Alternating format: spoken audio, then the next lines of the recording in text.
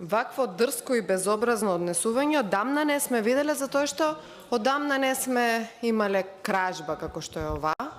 Односно помина отприлика пола година од кога лета последен пат филџани. Ако имате филџан, ве молам да го тргнете на страна за да не настрада некој од нас. Почитувани граѓани на Република Македонија, ретко кој не слушна до сега за Бехтел и Енка, ретко кој не слушна до сега за коридорите 8 и 10Д, слушна и Европската Унија, не само граѓаните, и опоменува и граѓаните, меѓутоа и Европската Унија.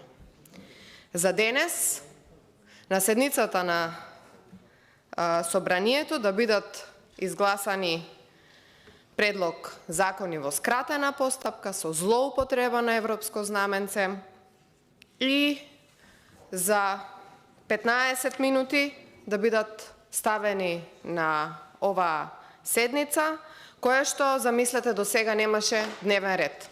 Не знам како се спремивте вие, колеги пратеници, да дискутирате за овие точки, кога долго гледаме дека коментирате, ниту ги имате видено договорот, ниту знаете за што станува збор.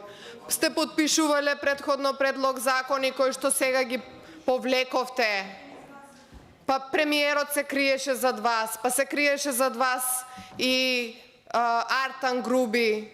И сега наеднаш ништо тоа сето не важи. Сега наеднаш реши владата да се избламира.